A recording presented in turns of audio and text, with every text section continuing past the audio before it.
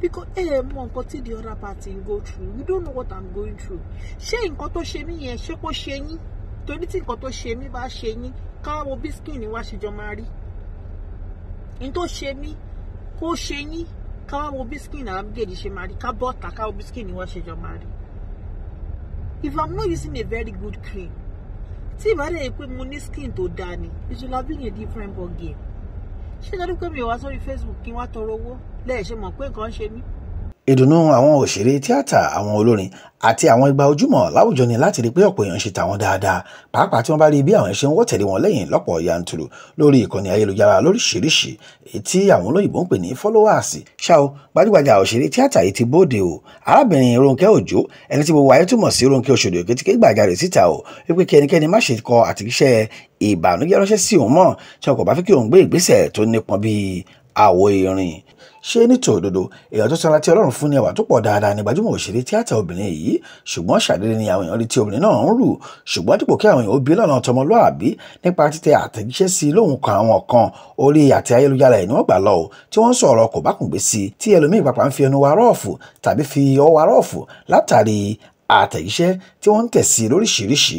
Ṣé kálukú abití alábẹ́ aṣọ tẹ̀tẹ̀ òpópó abí òǹdè lọ́rùn? Kí ni ohun tó ń ṣe Ronkẹ Oṣodi kíkan tí obìnrin náà fi ń rù tó fi ń gbẹ?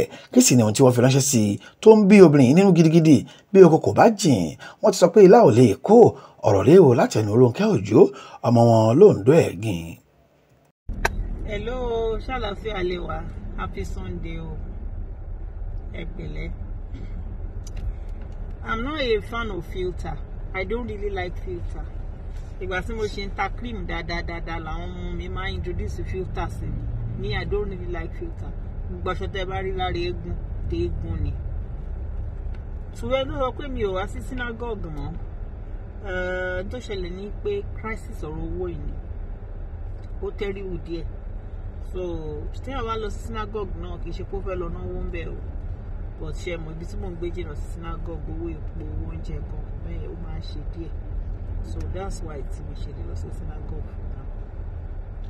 And àwọn tó sọ pé speedy weight loss, stop using speedy weight loss, ẹ ti darúgbó, cream yóò ṣiṣẹ́, I'm not going to buy cream from you again. I don't understand.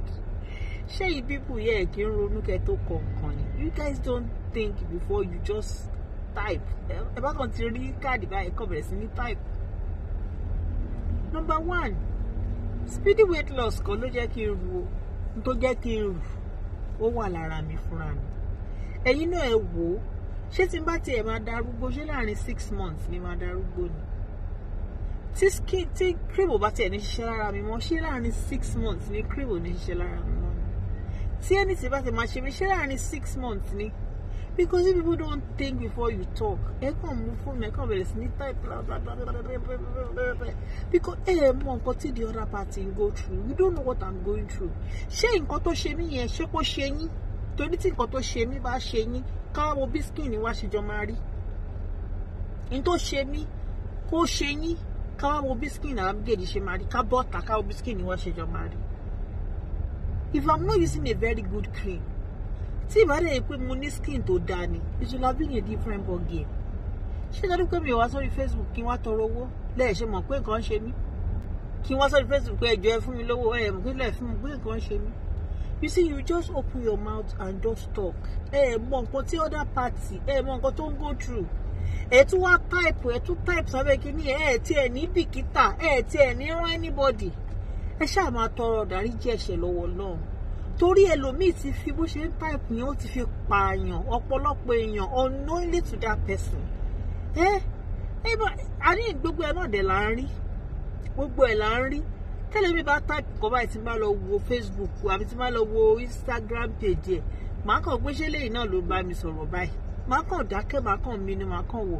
Ṣé rí tí anybody ò bá ṣọ́ra ẹ̀ lọ́dún yìí? Ẹ mọ̀ kí mi ò kúkú ní followers tó pọ̀, màá ṣam blocking ni. Màá ṣam blocking. If you don't like me, if you don't like what I'm doing, bí wọ́n pọ̀rọ̀ burúkú lẹ́ máa sọ, ẹ pọ̀ síwájú. Àwọn tó like mi, àwọn tó nífẹ̀ẹ́ mi, àwọn tó jẹ́ tèmi, wọ́n á dúró. Ṣé nǹkan tí mò ń sọ ti yé yín? Tẹ́fí máa wá shit lórí page mi. Speedy weight loss kan ló jẹ́ ẹrù o.